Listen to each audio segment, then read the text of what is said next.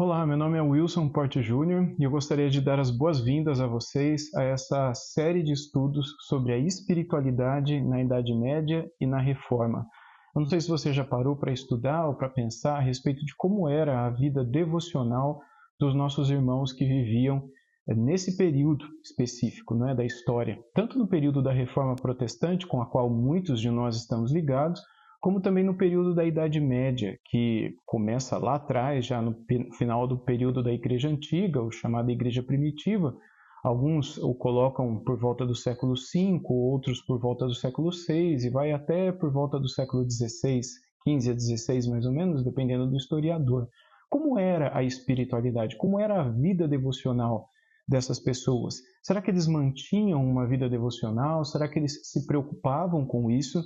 E será que eles o faziam da mesma maneira como nós fazemos hoje? Ou seja, pegando um texto da Bíblia, lendo aquele texto da Bíblia, fazendo algumas reflexões, depois uma oração?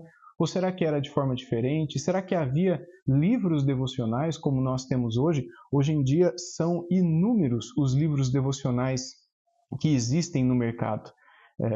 Se você vai a uma livraria cristã ou mesmo não cristã, você pode ir à seção de livros espirituais ou livros de religião, né, numa livraria secular, e você vai encontrar inúmeros livros de devocional relacionado a um teólogo, a um pastor, a um missionário, enfim, a qualquer pessoa que você goste e que esteja ligada àquilo lá. Às vezes algum livro específico sobre um tema específico para tratar de devocional, como por exemplo fazer devocional sobre casamento, ou devocional sobre evangelismo, devocional sobre missões, devocional sobre, enfim, qualquer assunto. Mas era assim na época dos reformadores? Será que era dessa maneira que eles praticavam a sua espiritualidade? Não somente eles, mas também aqueles que os precederam. Será que também eles possuíam algum tipo de material assim? E uma outra pergunta que eu gostaria que nós levantássemos é: como é que, ou em quem é que os reformadores se inspiraram quando praticavam a sua espiritualidade? Porque é certo que eles realizaram uma série de transformações e uma série de reformas, por assim dizer, na história da igreja. Mas essas reformas que eles realizaram na história da igreja incluíram a reforma da espiritualidade, da vida devocional, ou será que eles mantiveram aquilo que era feito pelos místicos medievais, como eles eram chamados? Bem, a gente vai falar sobre tudo isso nessa série de estudos. Eu quero falar sobre essa questão da mística medieval. Será que isso é certo? Será que não é? Será que nós podemos aprender ou não com isso, não é? Como era a vida dos nossos irmãos na época da Reforma Protestante e mesmo na pós-Reforma, no período dos puritanos, como é que os puritanos, eles desenvolviam a sua espiritualidade também, de modo que a gente possa refletir nos dias de hoje se a nossa própria espiritualidade, se a nossa forma de fazer devocional está de acordo com aquilo que a história da igreja sempre contou para nós a respeito de como era a espiritualidade dos nossos irmãos no passado. Ou será que nós estamos numa toada totalmente diferente? Será que nós estamos fazendo de um modo totalmente errado, talvez, não é? Aquilo que nós chamamos hoje de vida devocional ou espiritualidade? Bem, essa série de estudos constará de 10 aulas, e nessas 10 aulas, de cerca de 30 minutos mais ou menos cada uma delas, eu pretendo refletir com vocês em vários assuntos relacionados à espiritualidade. Não só para aprender como era a espiritualidade dos nossos irmãos, dos cristãos na Idade Média e na Reforma, mas também para nos autoexaminarmos e refletirmos se a nossa espiritualidade hoje em dia precisa melhorar ou pode melhorar e em que direção ela pode ir a fim de ser mais parecida com aquela que era a vida espiritual, a vida devocional de nossos irmãos ao longo de toda a história do cristianismo. Eu quero começar lendo um texto com vocês de Guigo Cartucho.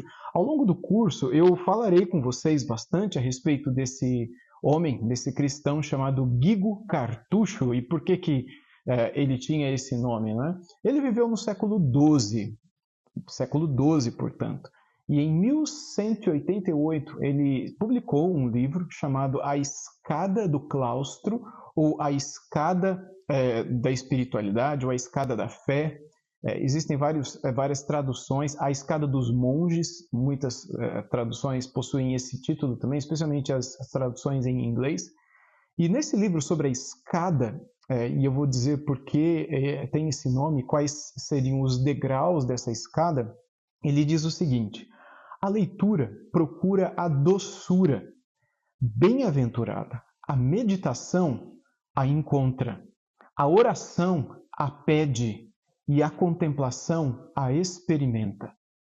Veja, ele coloca 4 pontos aqui, que na visão de Guigo Cartucho seriam os 4 degraus principais ou maiores, ou talvez únicos, dessa escada da espiritualidade, por meio da qual nós podemos sair de onde estamos e chegar até o Senhor, até Deus. A ideia vem da escada de Jacó, daquela experiência que ele teve quando fugia de seu irmão e ia para a terra de Labão, o tio dele, irmão da sua mãe, Rebeca, e no meio do caminho ele dorme e, enfim, dormindo num travesseiro de pedra, ele tem um sonho e ele vê uma escada e anjos subiam e desciam, e o Senhor fala com ele, fazendo promessas que o traria de volta. E, enfim, a experiência de Jacó e a famosa escada de Jacó, e há muitas lições que são tiradas a respeito dessa experiência na qual Deus se encontra com ele. E nós vemos nas Escrituras, por diversas ocasiões, a experiência de pessoas buscando a Deus e de Deus buscando as pessoas. Ou seja, há um encontro. E nesse encontro há uma koinonia, como é chamada no Novo Testamento, há uma comunhão, há uma união. E essa união, obviamente, não é física, não é visível, ela é espiritual e por isso é chamado de mística. A ideia de união mística tem a ideia, traz consigo a ideia de união espiritual. A união de alguém que está aqui fisicamente e que pode ter contato e união real com alguém que aparente e fisicamente e visualmente não está aqui e que é espiritual. E há uma união de alma, há uma união de coração, há uma união de afeto, há uma união, de fato, em vários sentidos, entre essas duas pessoas, esses dois seres, no caso Jacó e Deus, no caso você e eu e o Senhor. E essa união mística entre nós e Cristo, o nosso amado, o nosso Senhor, ela é vista por muita gente, não só nas Escrituras, mas fora também, como uma espécie de escada, por meio da qual o Senhor vem a nós, ou nós podemos ir até o Senhor. Essa ideia é muito presente na Idade Média. Ela é muito presente no período da patrística também, no período dos pais da igreja. Portanto, ela está presente naquele período em que os cristãos nasceram, digamos assim, já logo no início da história da igreja, porque provavelmente isso estava muito presente também na mentalidade, na concepção visual dos próprios judeus que viveram naquele período do início do cristianismo e trouxeram isso para a sua fé cristã. Quando nós olhamos para essas palavras de Guigo Cartucho na Escada dos Monges, a respeito de 4 degraus que destacam a leitura, a meditação, a oração e a contemplação, isso é chamado posteriormente de leitura divina, ou leitura orante, ou como eles chamavam, Lexio Divina, ou Lexio Orante, que seria a ideia de você ler as Escrituras com o objetivo de orar as Escrituras, para que por meio dessa dinâmica você tenha um momento espiritual com o Senhor, ou um momento de devoção com o Senhor, um momento devocional. Portanto, nas palavras de Guigo Cartucho, a leitura, ele diz, busca a doçura, procura a doçura da vida bem-aventurada. É como você procurar mel na mata, e você descobre ali um cacho de abelhas e você vai procurar aquela doçura para trazer para sua casa, para abençoar você, sua família, sua saúde, etc. Você primeiro encontra por meio da leitura, você procura na leitura onde está o mel. E a palavra de Deus é mais doce do que o mel. Depois disso, existe a meditação. E para Guigo, a meditação é como nós encontramos essa doçura. A meditação é quando você esmiuça, mastiga, fuça até encontrar essa doçura, para que possa provar dela então. Mas você procurou por meio da leitura, encontrou por meio da meditação, e nós falaremos ao longo dessa série de estudos sobre cada um desses pontos, como é a leitura, como é a meditação, o que é a meditação? Será que a meditação é uma oração? Ou será que a meditação é ler a Bíblia? Ou será que a meditação é não fazer nada? Como a gente vê hoje em dia, né, em muitas práticas de religiões místicas orientais, a prática de pessoas que ficam sem fazer absolutamente nada, inertes, né, num estado de on ou de zen, ou de buscando uma espécie de esvaziamento mental completo. Será que isso é meditação? Quando a Bíblia fala sobre meditação, o que seria a meditação bíblica? Porque meditação é correto, a Bíblia nos orienta a buscá-la, Salmo 1 diz isso, Salmo 19 também diz isso, e vários outros trechos, né? Mas como é feito isso? Bem, a meditação encontra a doçura quando você medita de forma certa. A gente vai falar como fazer isso. A oração é a forma de você pedir essa doçura, porque você procurou, você encontrou, leitura, meditação, e agora você pede para poder obter aquilo. Você pede para poder receber aquilo, para provar daquilo. E por fim, a contemplação é quando você chega no nível ou no ponto de você experimentar fisicamente, eu diria, a doçura, provar fisicamente o prazer das delícias daquilo que você encontrou na leitura que você fez. De modo que a forma como o Guigo Cartucho desenvolve essa visão de leitura orante, e a visão de leitura orante, ou Lexio Divina, não é dele. Na verdade, a gente encontra isso muito antes dele, no período dos pais da igreja. Lá na igreja primitiva, a gente já tem essa ideia sendo dita por Orígenes, por exemplo, um professor, mestre, bispo, não é? Pastor de Alexandria, no norte do Egito, ele destaca a ideia de Lexio Divina ou de Lexio Orante, não é? De você ler as Escrituras orando as Escrituras, procurando encontrar nelas motivo para a sua própria oração e para o seu próprio prazer, para o seu próprio deleite. É por meio delas, das Escrituras, que nós encontramos prazer no Senhor, mas desde o momento da leitura até o momento do prazer, do deleite, de sentir isso, existe um subir de degraus, existe um caminho da espiritualidade, um caminho que precisa ser respeitado e vivido, a fim de que, sendo seguido, aquele que o pratica possa encontrar, como diz o livro de Salmos também, né, delícias em sua presença e prazeres, né, deleite, alegria em sua destra. Nós podemos encontrar alegria na sua destra, deleite, né, delícias em sua presença, enfim, nós podemos encontrar tudo isso.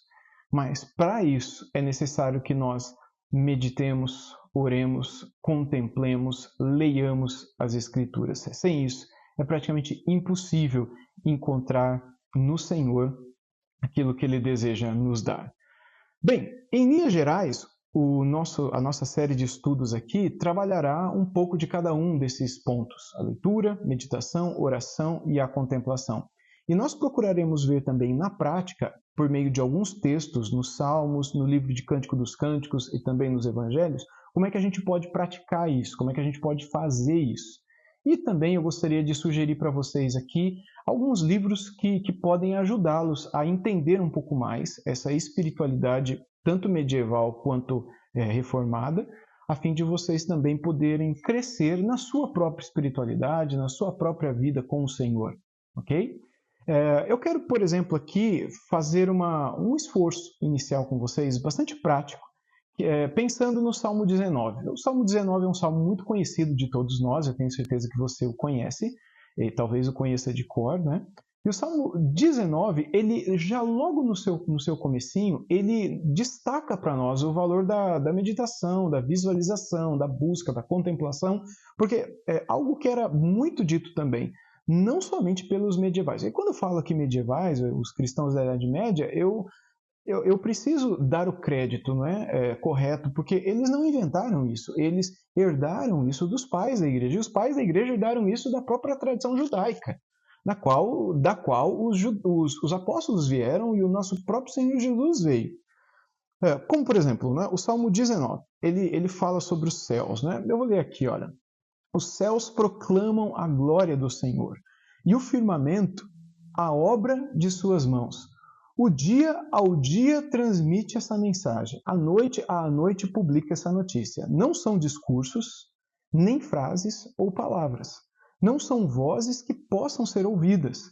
Seu som ressoa e se espalha em toda a terra e chega aos confins do universo a sua voz. Como é que o salmista ele chega a essas conclusões? Tão somente pela observação das coisas criadas. Será que é possível nós termos uma vida espiritual também por meio da observação, não somente das Escrituras, mas da criação? Ou seja, não somente por meio da revelação especial, mas também por meio da revelação natural? Será que é possível encontrar, não somente numa teologia da revelação, mas também numa teologia natural, algo que possa alimentar a minha alma e me fazer experimentar certas coisas que o Senhor deseja que eu experimente? E a resposta é sim. E a gente não vê isso apenas no Salmo 19, né? Os céus anunciam as obras das suas mãos, a sua glória, né? E o firmamento, as obras de suas mãos. Como é que os céus proclamam a glória de Deus? Como é que o firmamento anuncia as obras das suas mãos? Ele fala aqui nesse salmo sobre o sol, sobre a lua e sobre coisas que ele pode aprender por meio da observação e da reflexão, da meditação, da ruminação dessas coisas. E como isso se aplica na sua vida, como isso se aplica no seu próprio coração. E de que maneira ele pode aprender por meio das coisas que o Senhor criou, princípios, valores e virtudes para a sua própria vida espiritual. De modo que nenhuma devoção, nenhuma vida devocional, nenhum momento devocional deve ser infrutífero. Ele deve produzir em mim algum fruto. Ele deve produzir em mim alguma lição. Algo que pode ser aplicado já para aquele dia, para aquele momento, para aquela hora. Deve ser assim, porque se não for, provavelmente aquele momento devocional não foi como deveria ter sido. Para o salmista, ao observar os céus, ele aplicou na vida dele um maravilhamento, não é? Nem sei se a palavra existe, mas ele ficou assim absolutamente maravilhado, né? Encantado com a glória de Deus.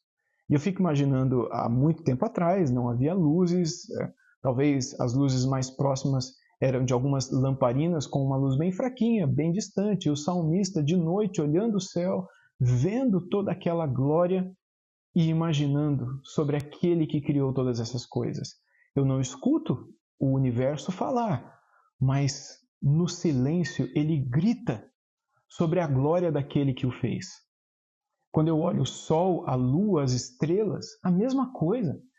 Um outro exemplo, Salomão, quando escreveu Provérbios, pela observação de uma formiga, ele ensinou seu filho a não ser preguiçoso. Vocês lembram disso? No início do livro de Provérbios, Salomão disse, vai ter com a formiga preguiçoso, não é? Aprenda com as suas práticas, aprenda com as suas disciplinas, para que você seja disciplinado também e não preguiçoso. Ou seja, pela observação eu aprendo uma lição, uma virtude, que é a virtude do trabalho, a virtude do amor por aquilo que eu faço, a virtude de fugir de um vício, que é a preguiça. Quer ver um outro exemplo? O Senhor Jesus Cristo, em Mateus capítulo 6. Ele, observando os seus discípulos, ele estava no meio do Sermão da Montanha, o Sermão do Monte, e ele ensina sobre a oração do Pai Nosso, e logo após a oração ele fala sobre perdão também, né? E aí, mais para o final, a partir do versículo 25, propriamente dito, né? Ele vai falar para os seus discípulos para eles não andarem ansiosos. Será que a ansiedade é um problema dos nossos dias? O que vocês acham? Ansiedade é um problema? Você luta com ansiedade? Será que as Escrituras têm algo a dizer sobre a ansiedade? É lógico que tem muita coisa. Porém, Jesus ele disse, né, não andeis ansiosos quanto a coisa alguma, quanto ao que vestir, quanto ao que comer, quanto ao que beber, o seu corpo é melhor, enfim. E aí ele vai dizer, olhai para os pássaros, para as aves dos céus, que não semeiam, não plantam, não colhem, não constroem celeiros, não ajuntam em celeiros, contudo o vosso Pai Celestial as alimenta e cuida delas. Não valem vós, não valeis vós muito mais do que as aves? E ele diz, olhem para os lírios, olhai para os lírios do campo, E aí ele fala também, os lírios, não é? Eles não cosem, não fiam, não tecem roupas para si. Contudo, nem Salomão, em toda a sua glória, se vestiu de maneira mais bela, como os mais belos lírios ou outras flores do campo, que hoje existem, amanhã murcham, secam e são lançadas no forno e são queimadas. Vocês não valem muito mais do que as flores? Por meio da observação da criação natural, nós podemos vencer algo que é tão não natural, que é algo emocional, que está ligado à nossa alma, que são as nossas ansiedades. É óbvio que eu não falo aqui de toda ansiedade, é óbvio que há transtornos de ansiedade advindos ou oriundos de disfunções hormonais, de problemas neuroquímicos, de problemas físicos e patológicos. Não é desse tipo de ansiedade patológico que eu estou dizendo aqui, mas é aquela ansiedade que vem como fruto das preocupações naturais por um acidente que aconteceu, pela perda de mobilidade, pela perda do emprego, pela perda de uma pessoa querida, ou por outros problemas que a vida nos traga. Será que essas preocupações que vêm, elas não são físicas, elas vêm à nossa mente, ao nosso coração, elas suscitam essa angústia, essa ansiedade? É natural isso daí, nós somos assim. Isso naturalmente, inicialmente, não é um erro, não é um pecado. O problema é quando nós não conseguimos lidar com elas. E mesmo após tendo orado e entregado esses problemas nas mãos do Senhor, nós continuamos ruminando aquele problema. Sabe a ruminação? Já é a segunda vez que eu uso essa palavra aqui. Ruminar é o ato do bovino, né, do boi, da vaca, de comer a graminha, e aí ela tem alguns estômagos, né? E aí então vai para o primeiro, aí depois volta para a boca, ela volta, né, do estômago para a boca, ela mastiga de novo, depois volta para o estômago, depois volta para a boca, ela mastiga de novo. Depois... Esse ato de ir e vir do alimento se chama ruminar. Existem vários animais que são ruminadores. Nós precisamos ser ruminadores do alimento espiritual. Nós precisamos ser aqueles que primeiro se alimentam e depois trazem de volta à mente. Depois trazem de volta à mente, aí depois passa na memória. Depois traz de volta à mente, remastiga aquilo, sabe? Revira aquilo na memória. A gente não faz isso com a Bíblia, mas a gente costuma fazer isso com os nossos problemas. Talvez daí as palavras de Jesus com relação a lutar contra a ansiedade, que é algo que é ruminado, nós ficamos pensando, aí a gente se esquece. Aí depois a gente volta a lembrar do problema, a gente esquece. A gente volta a lembrar e aquilo vai nos matando literalmente, emocionalmente, de tanto ruminar aquele problema. Quando a atitude deveria ser concomitantemente ou paralelamente, olhar para a criação, para a teologia natural, para a revelação natural da criação do Senhor, como por exemplo, como ele cuida das aves, como ele cuida dos lírios, e saber e crer naquilo que as Escrituras e que o próprio Filho de Deus disse, que ele cuida de mim muito mais do que ele cuida de todos esses seres. Ele cuida de mim melhor do que ele cuida das aves, ele cuida de mim melhor do que ele cuida das flores. E se estes seres criados não padecem de ansiedade alguma, de enfermidade alguma, de necessidade alguma, e se ele diz que eu valho mais do que todas essas coisas criadas, e se Deus que cuida destes seres criados cuidará de mim, tudo que eu preciso fazer não é simplesmente crer nisso. Você pode acreditar nisso, mas isso não vai mudar nada na tua vida. Acreditar nisso vai continuar deixando você ansioso. Mas você deve meditar nisso.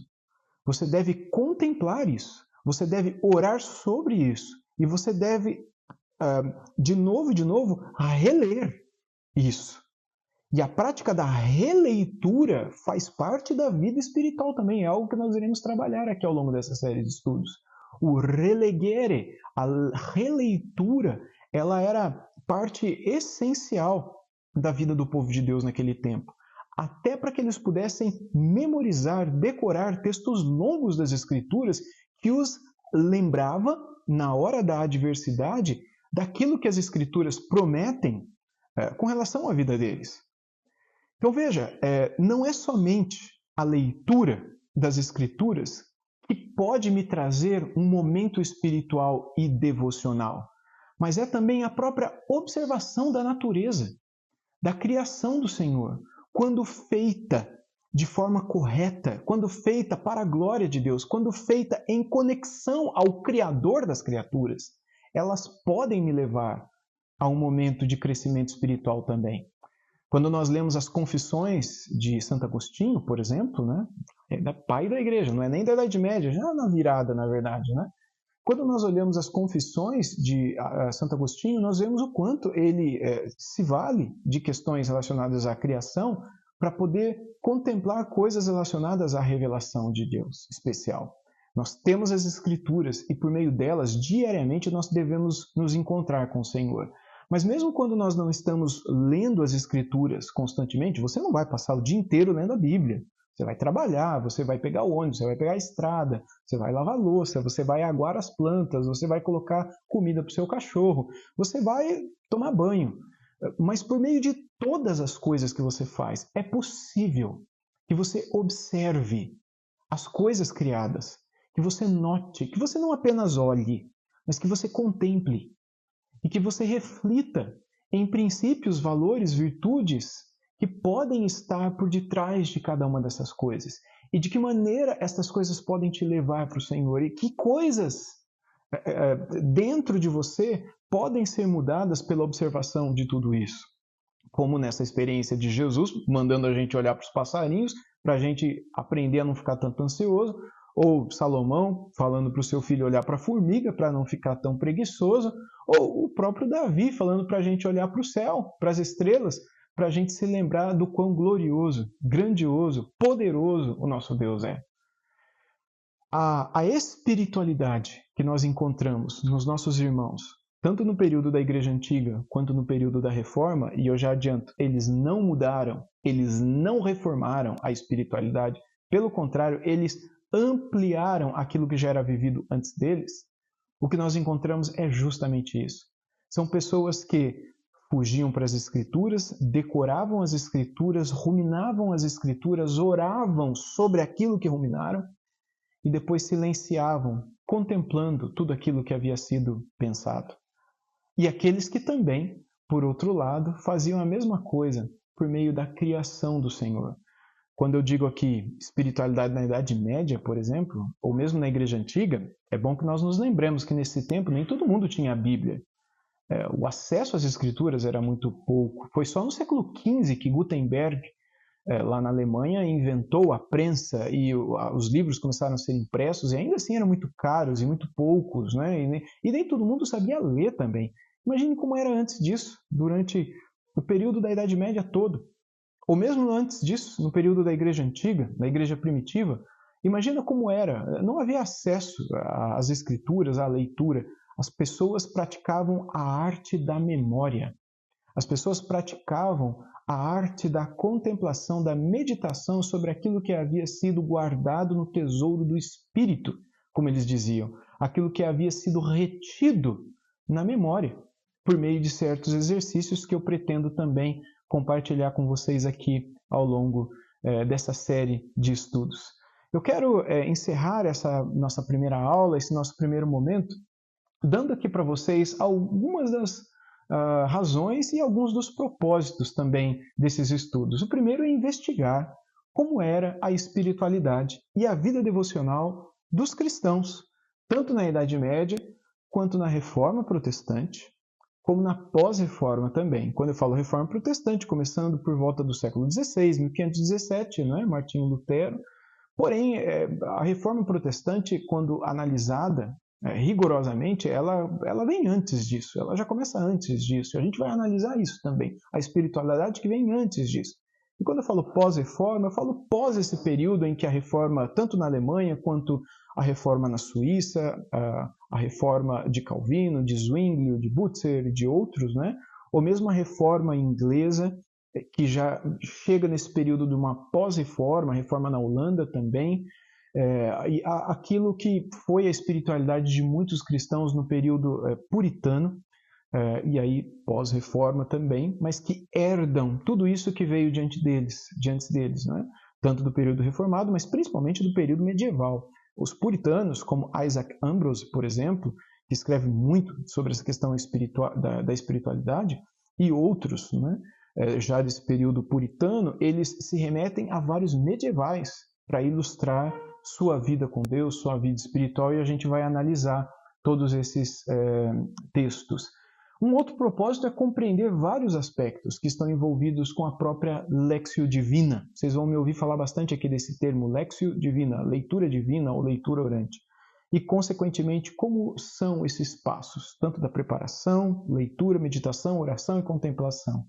E, por fim, a gente vai analisar as origens e as definições bíblicas, tanto para a meditação quanto para a contemplação, que eu creio ser as duas partes mais faltosas na vida devocional e espiritual dos cristãos hoje em dia, e quais seriam as implicações e as relevâncias da compreensão de tudo isso para o nosso dia a dia hoje. De que maneira a gente aprende.